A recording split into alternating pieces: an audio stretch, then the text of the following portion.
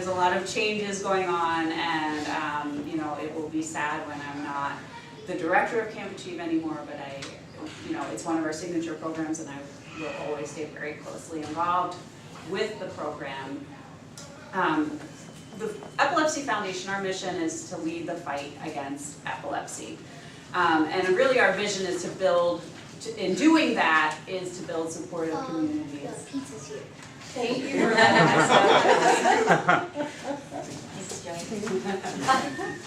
us. So our goal is to build supportive communities. We don't want anyone with epilepsy to feel that they are alone.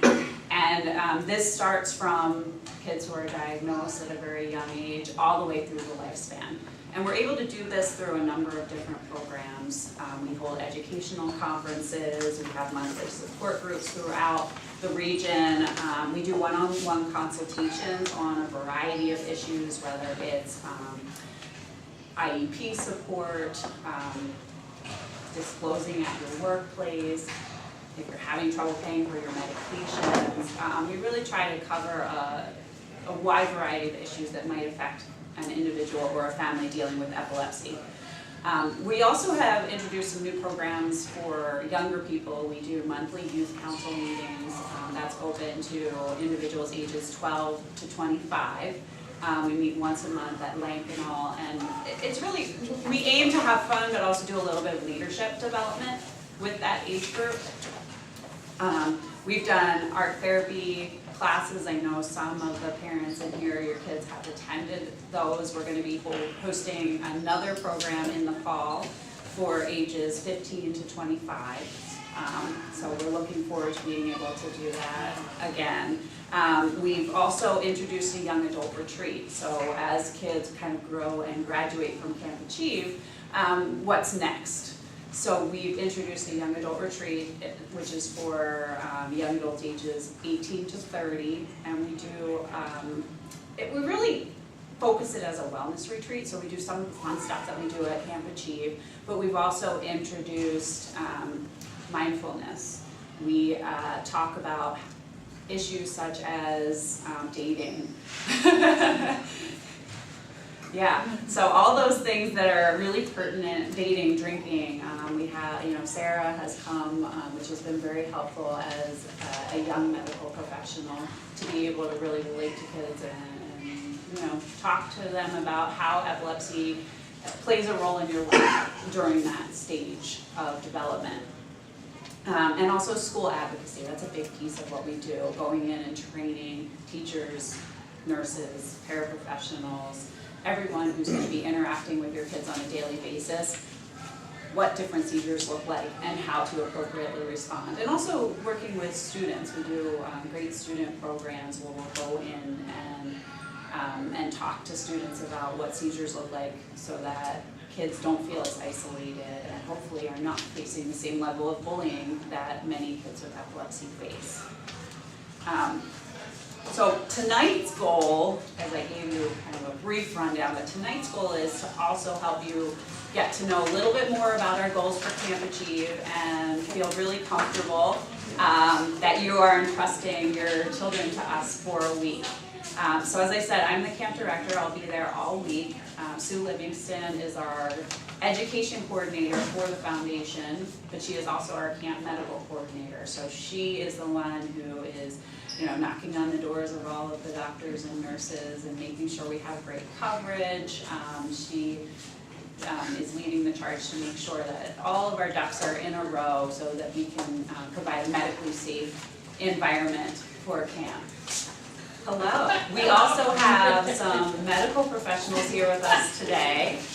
We have, yeah, sure, go ahead. So this is Barbara Beck, who is sitting down next to me. She is a retired nurse practitioner from CHOP, from Children's Hospital. She's been with us pretty much from the beginning of Camp Achieve, and she stays for the whole week. We have Dr. Ignacio Valencia, who is a neurologist and epileptologist at St. Christopher's Hospital, and also the director of our Camp Achieve Medical Review Committee. So, you know, whenever we've got questions about things, he's one of our go-to people, and you'll see him at registration, and then he comes back up throughout the week to help us with the program. We also have Sarah Taft, who's a registered nurse in the neurology unit at CHOP. Specializes in a wide variety of things, epilepsy being one of them. Has really started to focus on the ketogenic diet, so that's pretty neat for us to have her expertise in dietary therapies. And she'll be there all week as well. And we will have more than just these people that you see in the room. And also that we had some counselors. I wrote down all of their names. You probably hopefully met them, but Gaines Taylor, who's behind us videotaping, he can chime in and answer some of your counselor questions. Chris Verity, he's been a long-time counselor. Allison Delizio, actually her dad is here. Allison was a camper, graduated to be a counselor. Danny Mulholland, his mom is also here, another former camper, now counselor. If you hear about the Mulhollands, they're kind of very well known at camp. There are 3 Mulholland counselors that we have, and 1 camper. So they're a fun family, and Kathy has a wealth of knowledge. If you're you know, nervous about sending your kid to camp, she can tell you about when little Danny, 8 years old, came to Camp Achieve for the first time. So, just like last year, right? And then Natalie Nelson. Natalie's another one of our former campers, now turned counselors. And then Gina Snart, who is new to us, and she came to our young adult retreat, and she's going to be a counselor with us this year, and they're all hanging out with the kids. All right, so I put a little piece of paper on your chairs. This was included in the camper information packet. There was a suggestion. I mean, I can kind of read through this. We believe that no child should feel alone, ostracized, or unsafe because of epilepsy. It's really why Camp Achieve was started. You know, we were hearing that, oh, my child can't go to camp because they have epilepsy, or even hearing from camps like we don't know how to deal with a child with epilepsy. So we wanted to provide a place that has all the traditional aspects of summer camp, but also has the appropriate medical supports so that parents feel safe, kids feel safe, we as a community feel safe. And for more than 20 years, this has really developed into a very unique place. It's one that I fell in love with from my first moment being introduced to it. And I think everybody else here would say the very same thing. And we hope that you and your children feel the same, after today, or even after the week of camp. So we kind of decided to introduce some formalized goals. I think these are things that we've always thought about, but maybe if we put them in writing and we do some specific programming throughout the week, that your kids come home and there are some key aspects of camp that we've been able to pass on to them. So, in terms of our overall goal of, having that traditional summer camp fun, keeping your kids safe, encouraging a supportive community where they feel like they can talk to the counselors, talk to the other campers, talk to our staff.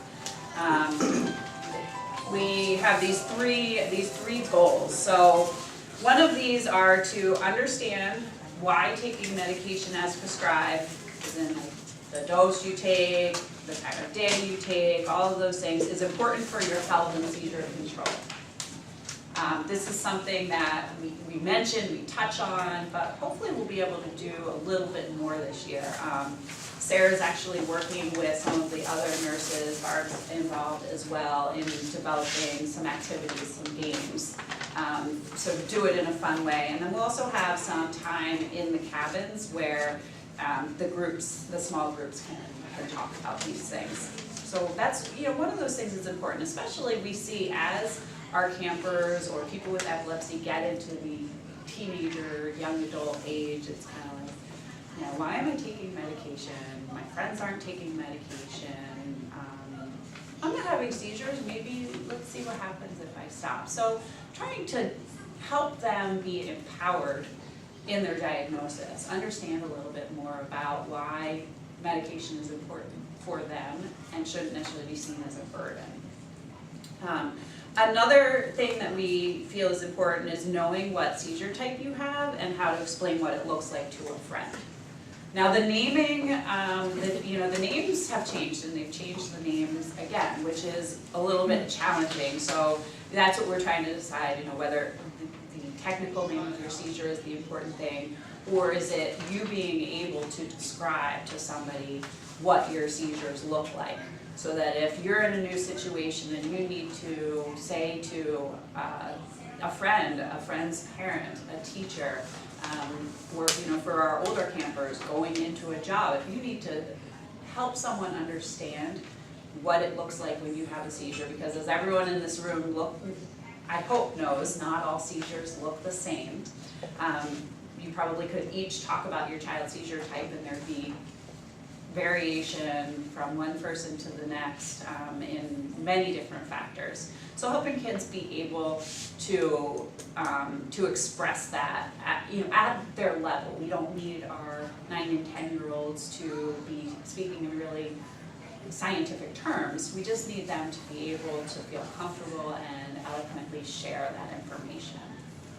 And then another thing is to learn, we said, and we just picked 2, learn 2 things you can do to manage stress. Epilepsy is something, stress can be good, stress can be bad. There's things that make us happy that, can be a stress on your body. And that, stress can be a factor for epilepsy. It can be a factor for all of us in maintaining our overall wellness. So helping kids learn some good coping skills. And one of the things that we've done the past couple of years is there is a wonderful psychologist at CHOP and a great social work team, and they come out and do programs with us. So they'll be coming and doing some stress buster activities with the campers, and they make it fun. They make it so it's not like, oh my goodness, we have to sit here and talk about how we feel. We don't want kids to feel like they're in school. We want it to be fun, and we have some great professionals who are able to do that. And I think we've ended up with some kids who come away with some new techniques that they have not had in the past, and some new things in their tool belt.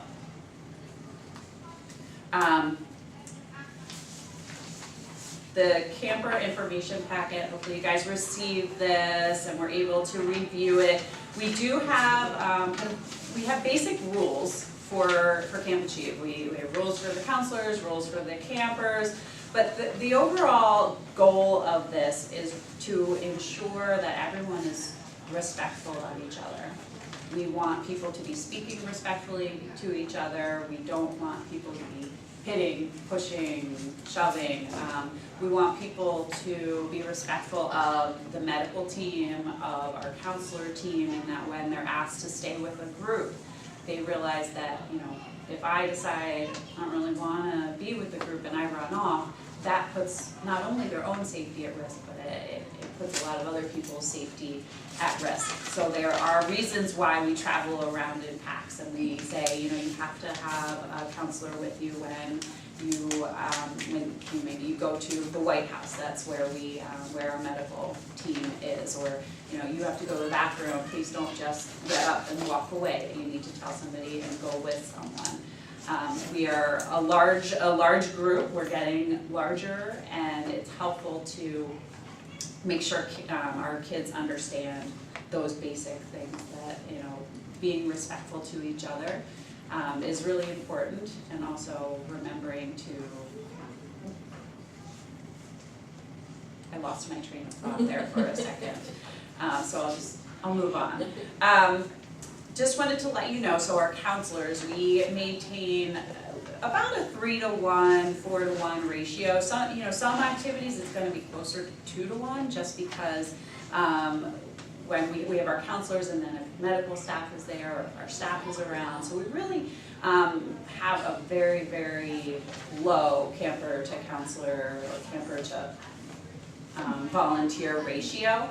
And all of the counselors, our Epilepsy Foundation staff, and our medical professionals do go through the 3 required background checks, the Pennsylvania required background checks. So we run Pennsylvania criminal history checks, Pennsylvania child abuse checks, and there's the FBI clearance. Now there is a waiver that volunteers can do, so in lieu of being fingerprinted, if you've lived in Pennsylvania for the past 10 years, there is a waiver you can sign for the FBI clearance, but those are the 3 that are required for people to be able to volunteer with children, and so we comply with those.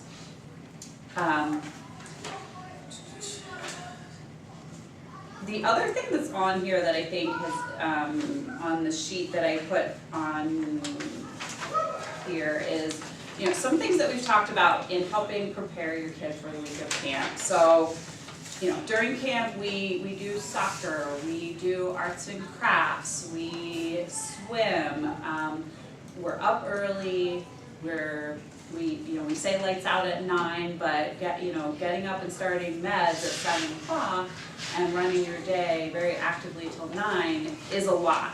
So one of the things that we recommend is that parents can start slowly getting their kids back to that school year schedule. So we've got a couple weeks, so if your kid's not getting up till 10 in the morning, you might want to start trying to slowly ease them into waking up earlier, because our days are long. We have rest time built in, and if a kid is really hitting the wall, we will provide them with the space to rest. But we don't want your kid to end up at day 3 and be so tired that maybe they're having more seizures than normal, or they're oh, I'm so tired I have to go rest all the time because they're so out of sorts. So really starting to kind of get the kids back into to that school year schedule. And another thing we recommend is doing some type of physical activity every day, because there's quite a bit of walking that happens at camp, whether it's from activity to activity or out to the dining hall. So just getting out of the house and doing something, making sure that the kids are active so that's not a shock to their system. Sue and the medical team will talk a lot more about medications, but starting to have those conversations with their kids about, if you don't already, about what medication you take, when they take it, so that when we start having those conversations, they're not like, well, I don't know, my mom always does it, or my dad always does it, or my brother always does it for me. And then thinking a little bit about the fun, start brainstorming with them about, is there a talent that they have that they want to show off at our talent show, and is there something they might need to bring with them? Our theme this year is Disney, so people usually dress up at the camp dance. We picked Disney, which is super broad, but when it was thrown out to me, I thought it was kind of cool, because we think of Disney as that tagline, where wishes come true, and I think you have everything from the princesses and the princes to the superheroes, to Finding Nemo, the animals who go on adventures, and there's lots of great stories that I think different people can relate to different stories. And Gaines is going to do a really fun activity with the kids where he's going to give them a chance as a group to recreate scenes from movies, and we'll videotape it and we'll show them back to everybody. So I think there's some fun things that we can do with it. And then it also allows people to show a little bit of their own creativity, dress up for the camp dance, or if they want to bring a decoration for the cabin. And we really encourage families, like, don't go out and spend a lot of money. It's not about that. It's just about finding things you have and bringing something special to camp. Is that what on the list of stuff to bring when you said about the costume? Is that what you meant by that? Yes. Okay. Yep. That's what I meant by that. Yeah. Okay, so one thing that I'm gonna say, camps. you've ever attended a camp or, you know, a weekend retreat when you were younger, I think pranks are something that happen. And we've always, in a sense, turned a little bit of a blind eye to it because our counselors do a really good job of overseeing and making sure it's fun. The last few years, they've begun to escalate, and there have been some, you know, we've started to have the conversations with the counselors, but we really need to ensure, and we are trying to as well emphasize this tonight to parents. I'll probably include it in a message to parents that pranks are for fun, and anything that causes potential or actual harm to a person or to someone else's property really cannot be accepted. We've run into situations where the pranks have created physical hazards, and our staff and our nursing team, you know, there are times when we need to get into a cabin in the middle of the night, and if that cabin's been locked and you think you're being fun, you could really be potentially causing a really difficult situation for a medical professional who is going to help one of your friends. So we're just trying to really emphasize that there are fun things that you can do. I mean, Gaines one year, they went and they stole all of the flags, and then at breakfast, you know, so everybody's like, wait, where did the flag go? And then they came up to bed like carrying their flags. You know, there are a lot of things you can do that can be really fun, but anything that you know, might damage someone physically or damage their property, we really can't have. So if, you know, just your help in talking a little bit about that with your kids, so that, you know, they're prepared before camp, that we want you to have fun, but we want you to be respectful of other people. Let's see. Should I go over? I'm like, I forget. I didn't look at Sue's list of what she's gonna go over, so I'll just go through a couple of things. Yeah. So I mean, as I said, we have our med staff, and Sue will go over a lot of that. We, the staff, medical volunteers, and our counselors all carry walkie-talkies, so we can all communicate with each other at any given time. So, you know, if the child needs help, whether it's related to a seizure or otherwise, we can right away get in touch with each other. We also have 3 golf carts available to us, which allow us to get somewhere, you know, pretty darn quick. And if we let Barb drive really, really quick. Just kidding. Yeah, Barb's always like, I'm good, I'll meet you there. I'm just kidding, because she's the one who, she's like, no, I'm good, I'll get there. Our cabins are divided by age and by gender, but then during the day, we move around in what we call rings. And those rings are mixed, ages 8 to 17. You'll have a little bit of every age group, boys and girls. And we went to this model a few years back because we felt like it took some of the competitive nature out of the more physical activities. So you don't have, you know, all the 16-year-old boys and girls on a soccer field going at it, like, you know, like it's a big competition. Because that's not what we want Camp Achieve to be about. We want Camp Achieve to be a time to experience things maybe that you haven't experienced, to get out there and try something new.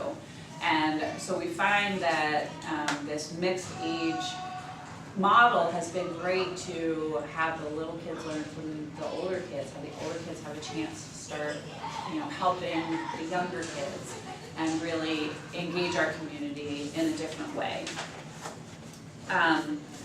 I think I kind of went over some of the activities.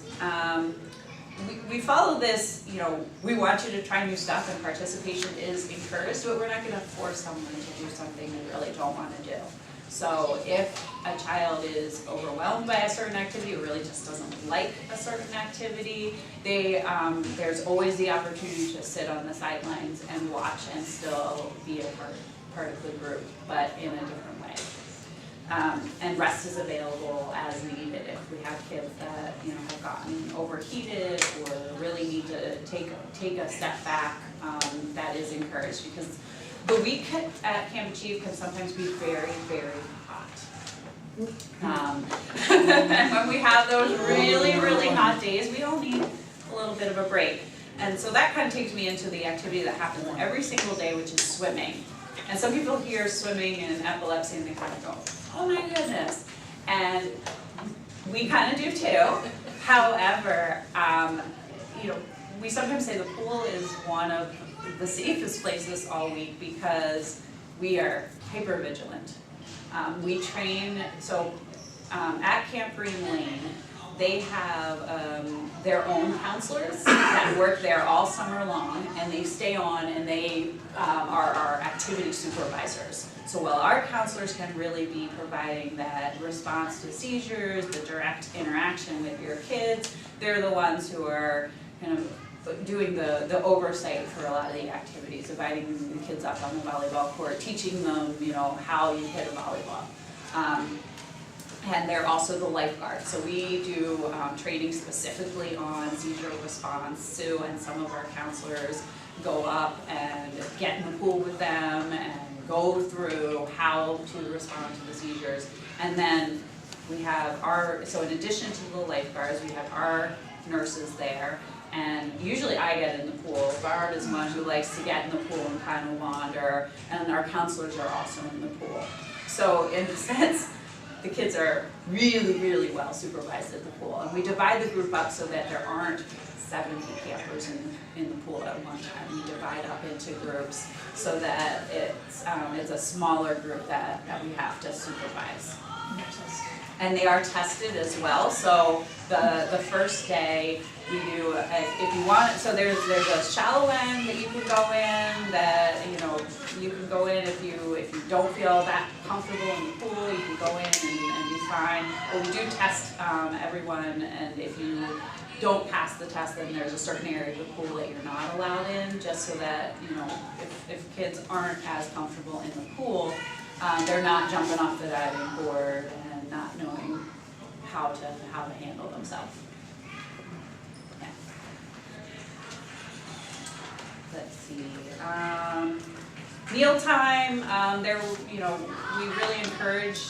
We have, I think, you know, quite a healthy options. There's always a salad bar. There's always it's a nut-free camp.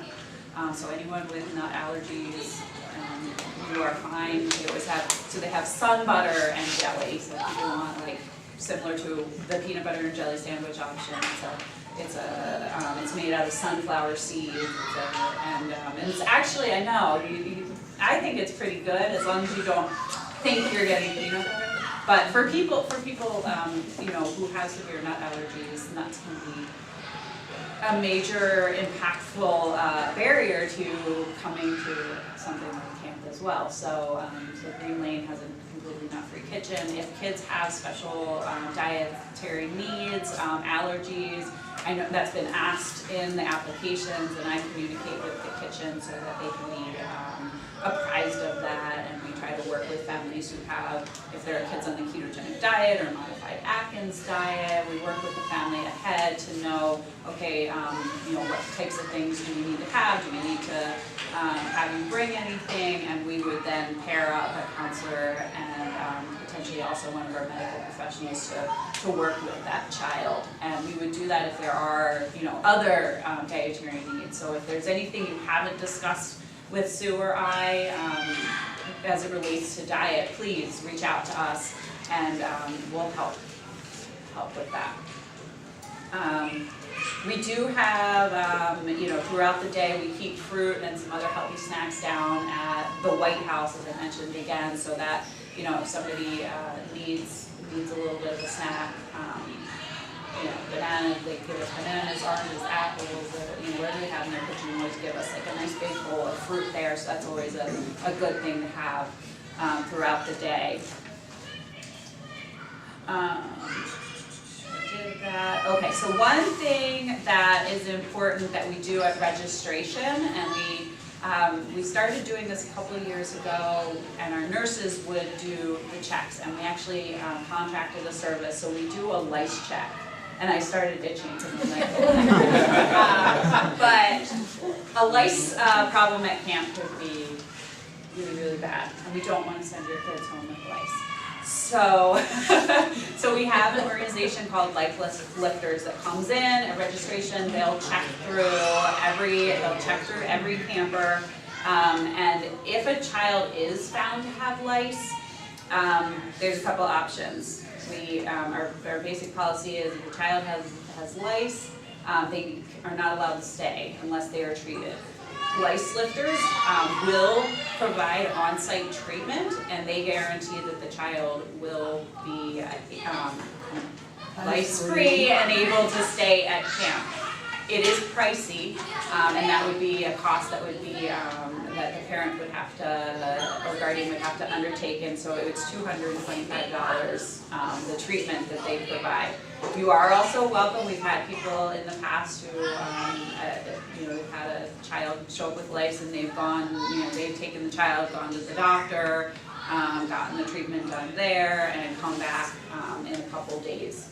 But, it's kind of, if you're there and you want to stay at camp and, oh my goodness, how did this happen? And, nobody's to blame. Lice is lice, and unfortunately, it happens with kids.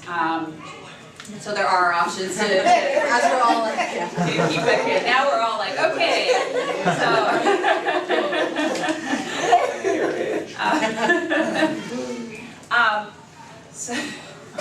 So thank you all. I think everybody in this room's done a great job with your forms. If you don't have your form, I'll talk to the camera. If your forms on CampDoc are not completed, please log in and get that stuff completed. What that allows is for a much easier registration process on the day of camp. Less paperwork you have to fill, hopefully less time you have to sit in front of the nurses and doctors. And the other thing that it helps us with is we orient the council. We have a day where we do orientation with the counselors. So in addition to getting them ready to just be counselors, we're also helping them understand a little bit about the kids that they are dealing with, so that they know some really great things about your kids, not just their seizure history, but a little bit about what makes them tick. We have added those questions on about, is there anything that makes your child upset or irritated? What types of things can we look for if that is happening, and what types of things then help them feel better, because we know this can be a stressful thing to be away from your regular environment. You might feel homesick, you might just, maybe there's somebody you're not really getting along with. Well, we want to be able, and every kid shows that in a different way, so you as the parents are the experts, and so we're asking your help in letting us know just kind of how to read your child, and then we're able to pass that information on to the counselors, and so that they also are like, you know what, Julia's over there, and usually she's really bubbly, and today she's not talking as much. I mean, I remember her mom told me I'm just tossing this out, and I remember, they said that might mean she's a little sad, and when she's sad, she likes to talk about cats. And so they go over and they start a conversation. And so it's been a helpful tool. So things like that are really helpful for us, as well as making sure medication is up to date. So if you had a change since you registered your child with medication, at this point, if your profile is 100% complete, you can't log back into it, but send me an email, send Sue an email, and we can make sure that's all up to date. Sue will go over the registration procedures, and we will review it, but it's helpful to have it in advance. The other thing that I have on your little sheet is that by we, I mean me, throughout the week, I will post pictures on our Facebook page. This is a closed Facebook group, so it's one of those that parents can just kind of go on and see what's going on during the week, and sometimes parents write back and forth to each other, like, oh my goodness, this is my kid's first week, and it's great to see a smile on a face, and maybe Kathy writes back like, oh, my kid's been going there for 10 years now and loves it. Freedom.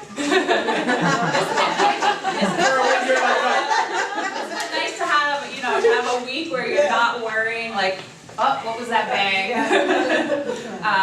And so if you're not part of that group, you can search it by just searching for Camp Achieve. I think I put the link on there? No, because it's a really long involved link. So the other thing you can do is send me an email and I'll send you the direct link to it. But if you search like EFEPA Camp Achieve, it should pop up, and then you ask to join, and I might approve you. Now, I do so, so we like to have our parents on there so that they can see what's going on. And it's something for our older campers who are on social media. It's something that, we recommend that they join as well, so that throughout the year they can keep in touch with their friends. Something great happens at school, you say, hey, I got, an A on my math test, and math's my hardest subject, and it's really cool because then people write back, and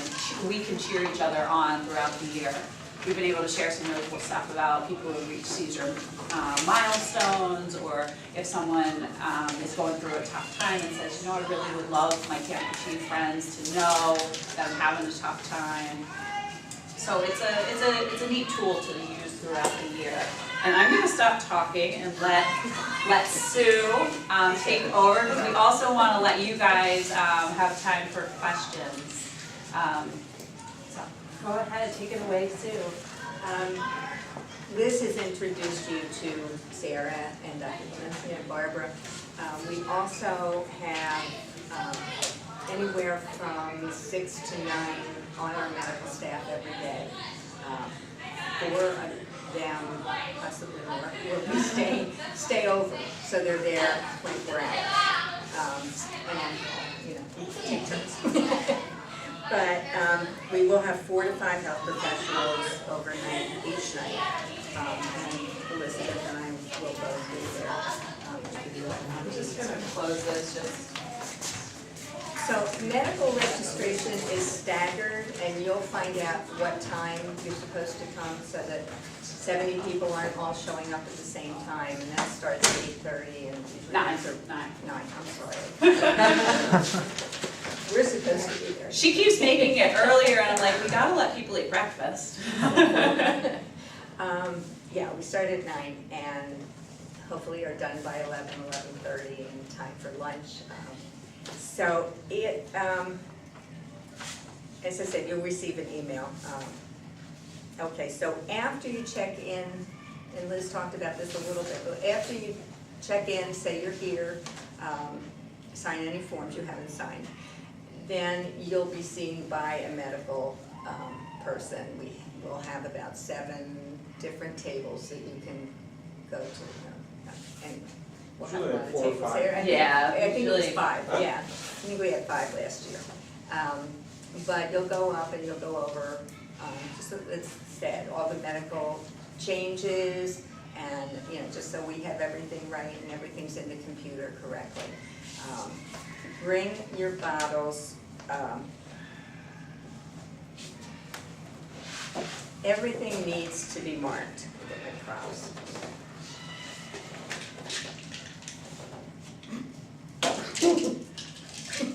Stop it. We need pill boxes, so bring a pill box with the name on it, with the child's name on it, but do not fill it.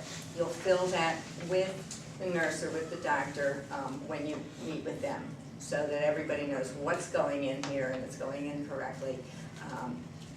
And so you'll do that, and then bring the original bottles as well, and they have the names on it. But all of the medication will go into a bag with your child's name on it, so we have everything. And you know that everybody has to have a rescue medication, so we will put that. We have bags that are specifically for rescue meds, and they go pretty much everywhere, and that everybody is there, and they're so that nobody has to go back to the White House and get anything. It's usually right there or nearby with one of the medical staff. So so anyway, so if they take something they generally get headaches, and they will need whatever they take as needed, and that should have their name on it. If they take aspirin, or not aspirin, but Tylenol or ibuprofen, we do have it, but if they take it fairly regularly, you know, just put it in, and that way we know what the amount is, and we have the exact medication.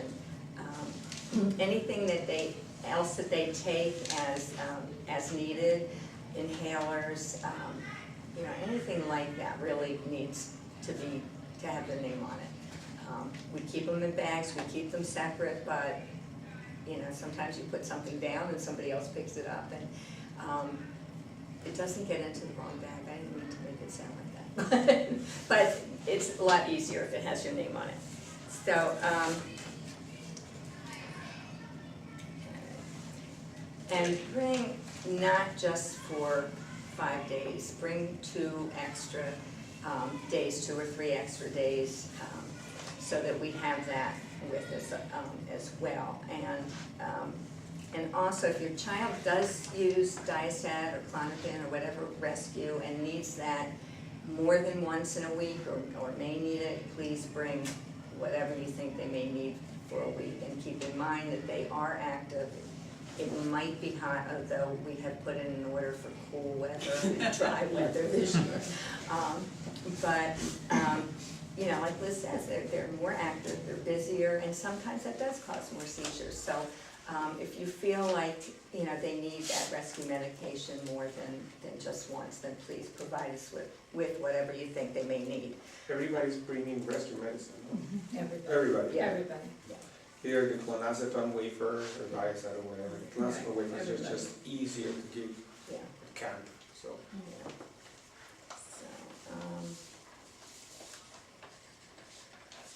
Oh, and if your child has a VNS, if they have a vagus nerve stimulator, put their name on their magnet, so that if they put that down and there's 3 kids in the ring with VNSs, we know who that belongs to.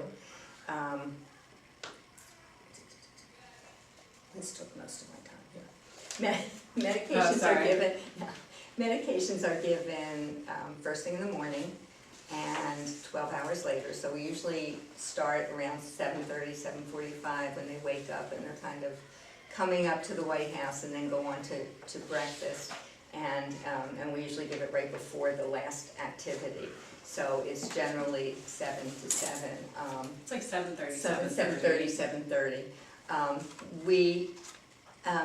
For instance, I had somebody call today that says her son always takes his medicine at 6:30 in the morning.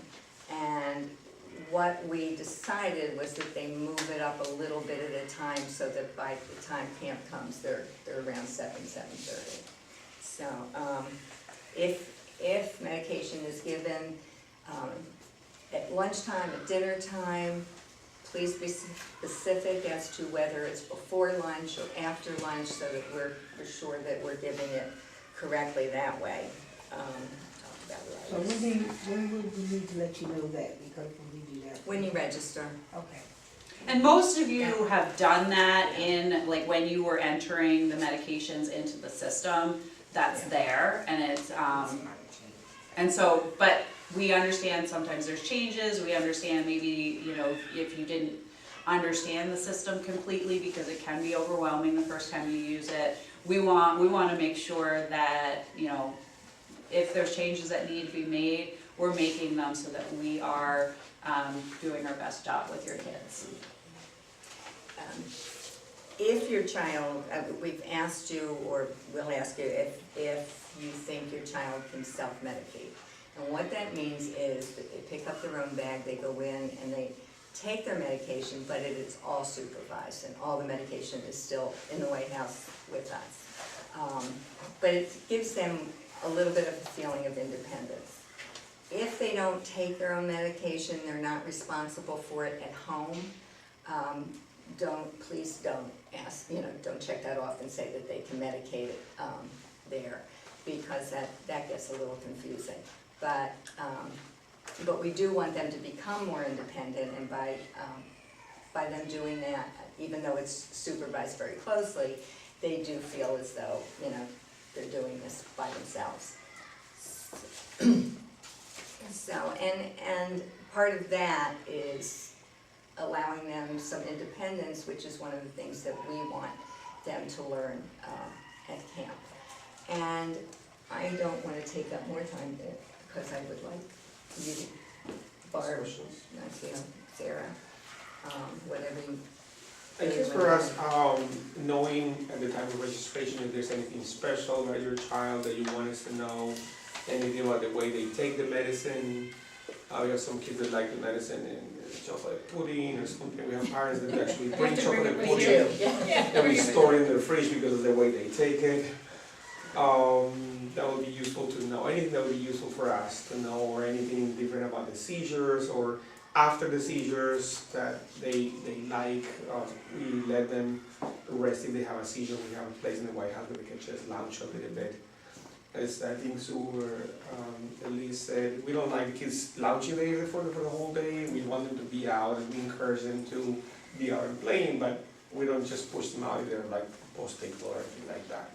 We also stay with the kids in the cabin, you know, if they have a seizure. Yeah. One of the medical people or counselor will sit bedside with them until they're, you know, over, and even if they sleep for an hour or two, just have somebody bring us lunch and have a little quiet time ourselves and wait till they wake up, you know. So they're never left alone, never, ever, if they have a seizure. And most of the times we're able to treat, they have a seizure at camp and the seizure, based on the instructions, they're 3 minutes or whatever, we need to give them medicine. Most of the time we are able to control the situation. There is a rare instance that we had to take a child to the closest hospital, which is Grandview Hospital, which they're wonderful there, and it's worked. We had to do it a couple of times, but it's not that something that happens every year.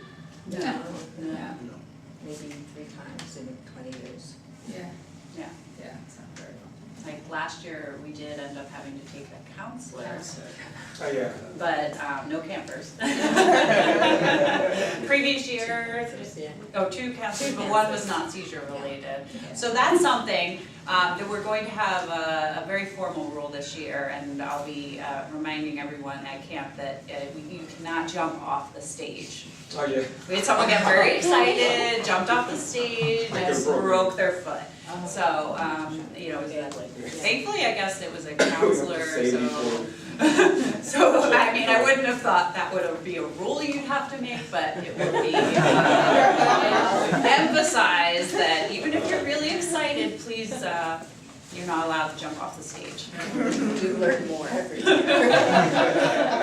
Yeah.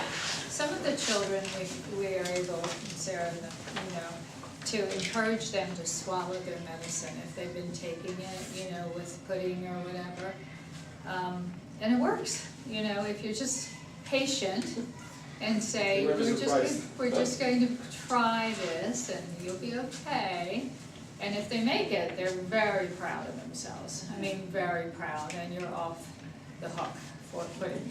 And you know, sometimes you can do that at camp, but you can't do it at home because they know that they can fuss enough at you that they're not going to be able to. But we, with all the peer pressure and with us just sort of being patient and working on it a little bit at a time, we are usually successful with at least 1, which is really, I consider that a real success, you know, a real success to have that happen. So if you hear anything about they wanted me to swallow it, this is true, we did, but, you know, so that's one thing I think that's important for us, to try to give them more power to be more independent and make it as easy as possible. Yep, take your meds, done, you're out of here. Once the parent has said they can or they can't, it stays that way, okay? We will not be changing it. Even if it's a teenager, if you have said they must be administered their medicine, even if that kid says, but I'm 18, I don't want to, you know, whatever, you know, your parents have signed and said that it is important that we give it to you. And there won't be any changing on that, okay, at all. It's either you have signed that they can self-administer or they won't. Okay, we will not take that responsibility because The whole idea for self-administration is that you started it at home. You say, go take your pills, and you're okay with that, you know, you're fine. That's not something you start at camp. There's too many kids, among other things. One of my daughter's medications are actually in a package. Yeah. And she usually cuts it out with a scissor. Yeah. Do I send her with the scissor? Like, or? We have scissors. Oh, okay. We have scissors, yeah, thank you though. Yeah, there's quite a number that come with that kind of arrangement, yeah. Two things for asthma medications. Right. He's been very good, very controlled, but obviously I'm gonna send him his inhalers and the Right. nebulizers. Do you guys need the actual nebulizer machine also, or do you have machines up there? We will need the machine. Okay. Yeah, Yeah. yeah, Okay. And then for Tylenol, Advil, I know a lot of places do dosage versus the bottle. I'm a nurse, I do milligrams per kilogram. Do I need a doctor's note saying that he takes, because usually it's more than what the bottle says. Do I need a note saying that he takes it that way, or just telling you that that's okay? Just You do just- No. Yeah. And you Does he sign need it in often, and does he have we go over migraines or meds. anything? He has a history of migraines, he gets Yeah. headaches when it's extremely hot, when he's exerting himself a lot, he does get headaches. So it can be an everyday thing, every other day thing. Put a note of So- how much he actually Yeah, needs. did you put that in Yes. his, okay, so if Yeah. it's in there, then that's great, you know, we Okay. have that information, that's, Do we need to have, my daughter doesn't usually take anything, you know. So that's where that extra piece where the OTC authorizations comes in, so if it's a kid who doesn't, you know, it's not like a regular situation where, you know, you're talking about, you know, a kid who has a history of migraines, and so it's something that might be more regular, but, you know, they might get a headache, they might, you know, fall and hit their elbow and need something, and so that's where just that general, that module, now that they added in, so that you just authorize yes or no for those medications that are listed in the over-the-counter Do module. I send the bottle? And you don't have to send the bottle in that situation, we'll have that, all of those items there. Okay. And what, that kind of talks to our system now, so that when, say, Barb is treating your child for, you know, a little bruise, and, you know, she's in pain, so, okay, we wanna give her Tylenol or Advil or something, she's entering it in the health log, and she'll be able to see, okay, her mother authorized, or her father, you know, her guardian authorized that she can have this medication. Or, oh, no, parents said no, so, you know, we'll ice it and we'll, you know, we'll go with that. I have a question for, my son is 4 months now seizure-free, off medication. He does have the rescue medication. Matt's never really understood what the seizures were. He has a developmental delay along with the seizure disorder. And so he's never really been able to tell you, I'm having a seizure, and after he's had one, he doesn't really know what had happened. How do you handle that if, I mean, he's not able to say, this is what's happening? I mean, I'm sure you would notice because you're gonna have your counselors and all there. What's the process for that? How you would give, I mean, like, what would happen What if he had one seizures? in the middle of, He doesn't know, but how would you describe his seizures? he could be in the middle of playing, walking, and just stops?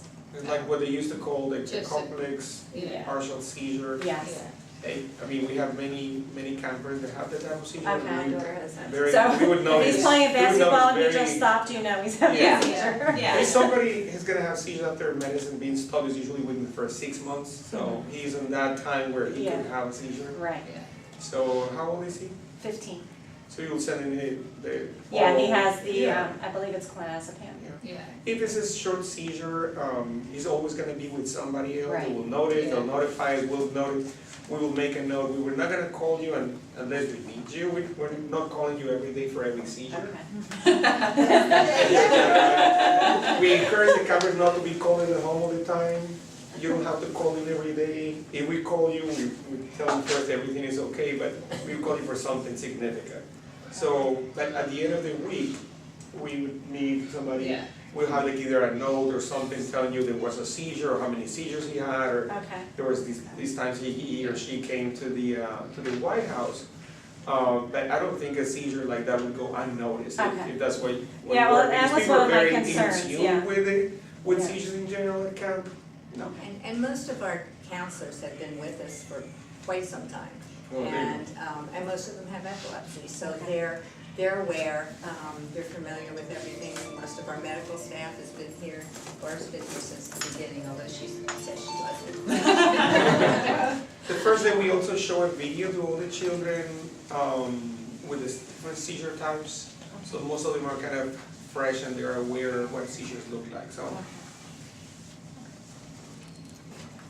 Yeah, and I mean, if we noticed it, as we said, we would, we'd maybe say, if it's like he's playing basketball and he just stops, then we'd probably say, hey, let's just come over to once he, recovered again, I don't know how fast his are, but, kind of just say, hey, come sit down for a minute and check in with him, make sure he returns to baseline. If he returns to baseline really quickly, he might be right back out there playing. Okay. But, that's something that we're very aware of, that not every kid is going to return to baseline Right. at the same rate. I said that we hope he doesn't have one. That's my hope too. So,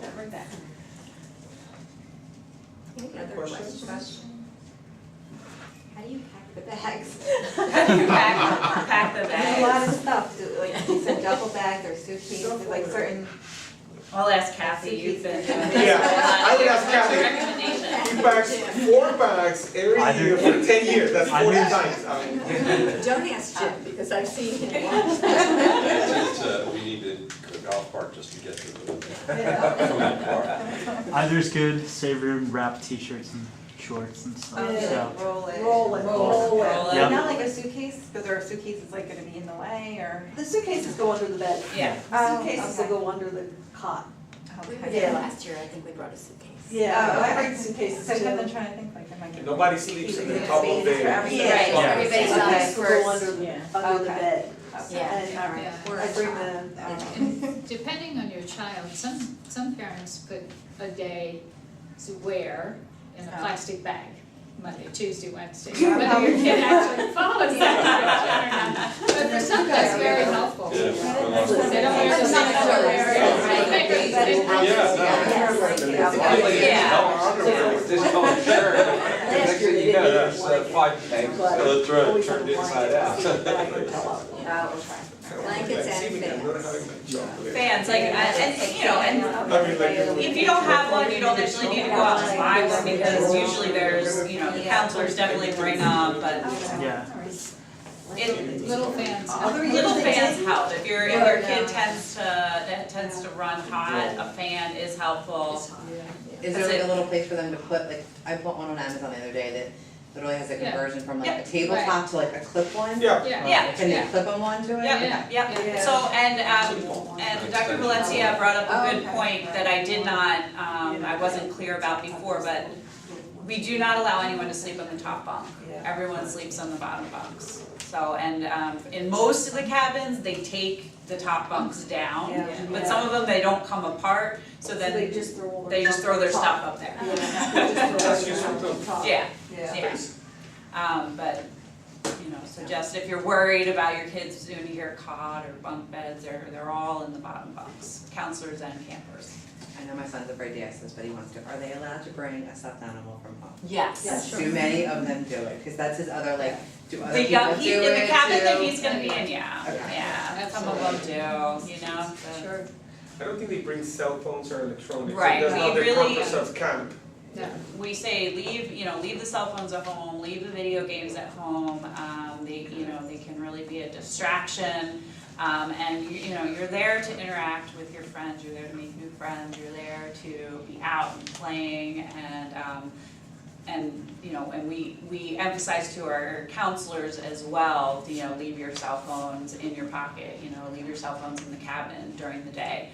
Basically, if it's anything that's valuable, bring it, Camp Green Lane's very safe, we trust our kids. However, you don't wanna break anything, you don't want anything to get lost. Yeah. And the reception in camp is very important. Yeah, so that's, I will share the phone number for the Camp Green Lane office, and I will give a cell phone number as well, but if you have an emergency and need to get in touch with us, calling the main line for Camp Green Lane, and actually, is it in? I know it's in a couple places.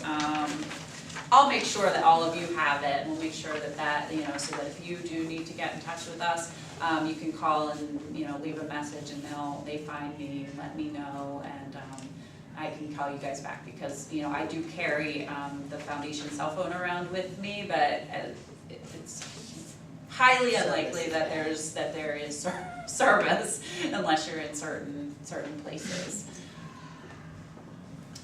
You have a choice between, In the White Right. House, a there's- choice Right. between old clothes and new clothes.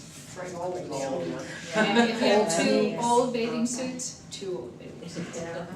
It's very helpful. Kids tend to lose their bathing suits. And it could get chilly, right? And then, you know, have the- So it's a very wooded area, so Yeah. while in the past 2-3 years have been quite hot, there have been years where it's been very cold.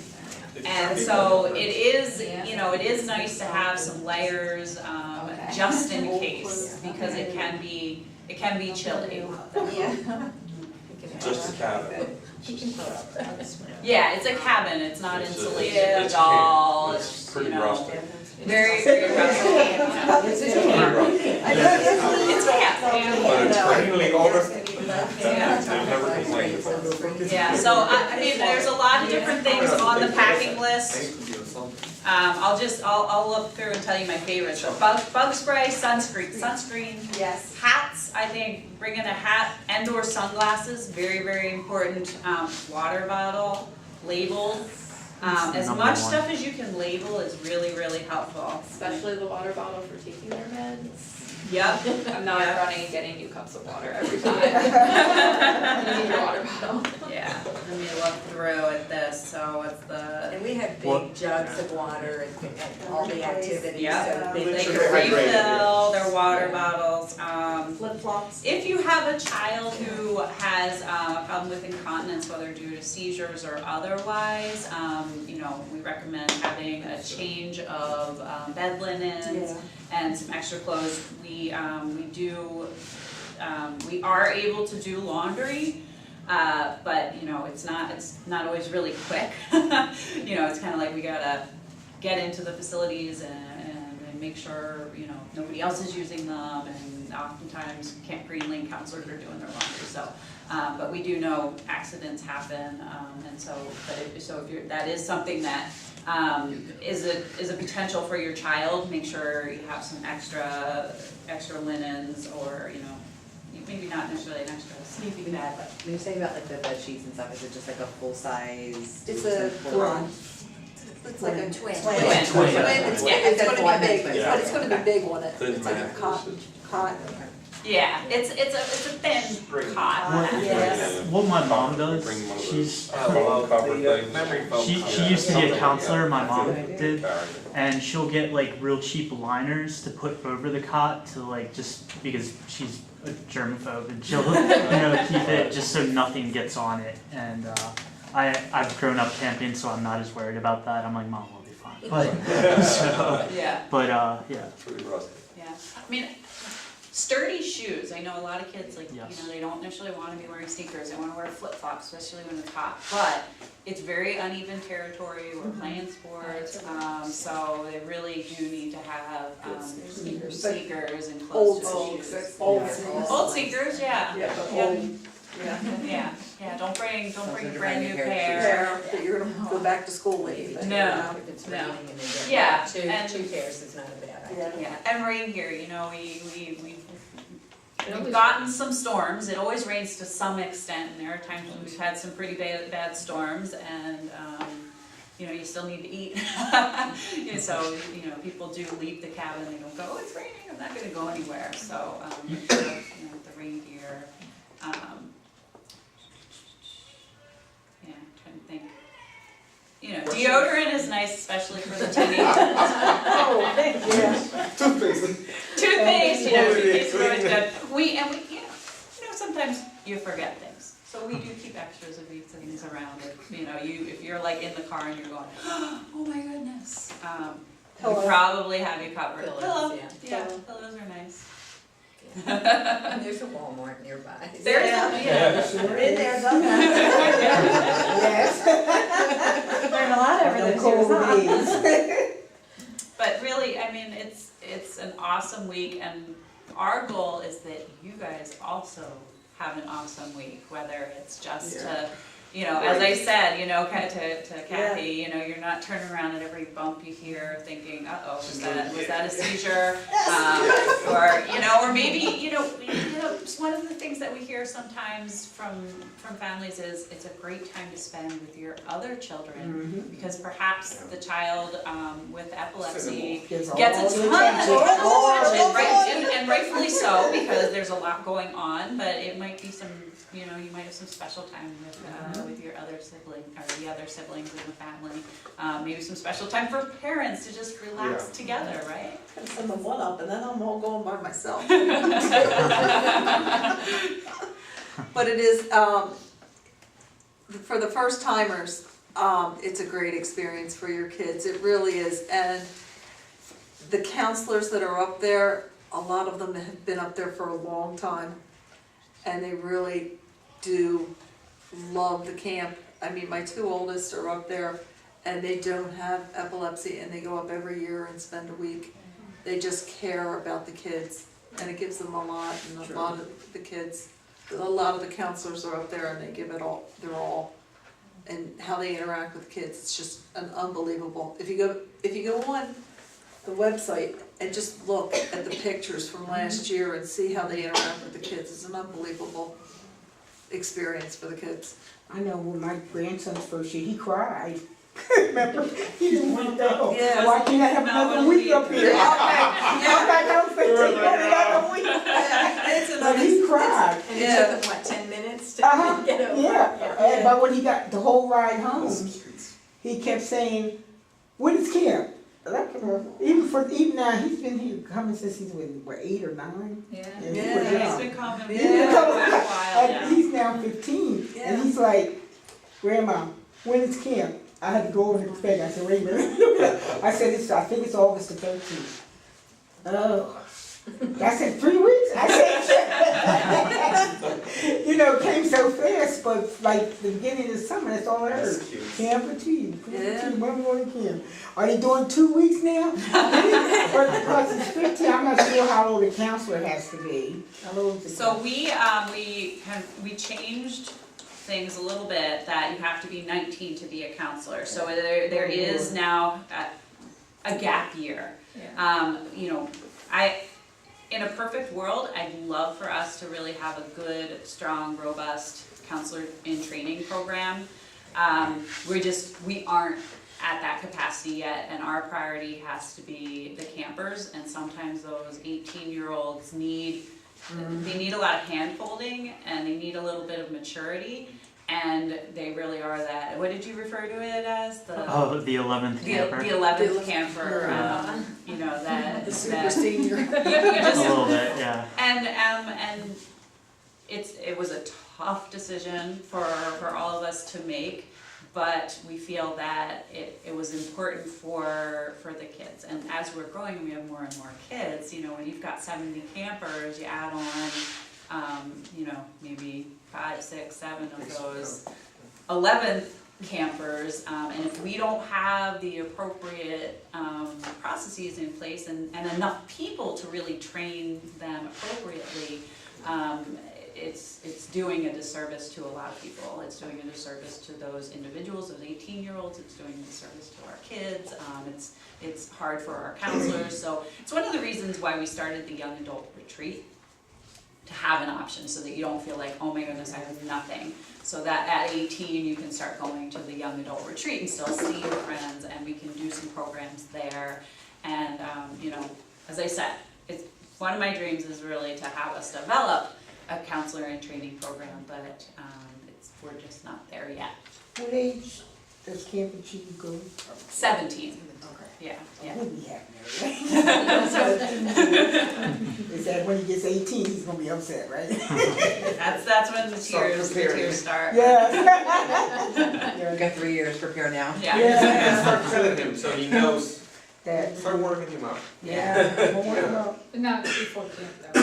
No. After September. And we do a camp reunion as well, so that's a time Yeah, that's in really January, we nice. get everybody together, we've done it historically, we've done it here, and everybody loves to come back and see each other, and we really encourage you to come out to some of the other things that we have throughout the year. As I said, the youth council meets once a month, we're gonna be doing the art program for, older kids. Is that the one that you went to?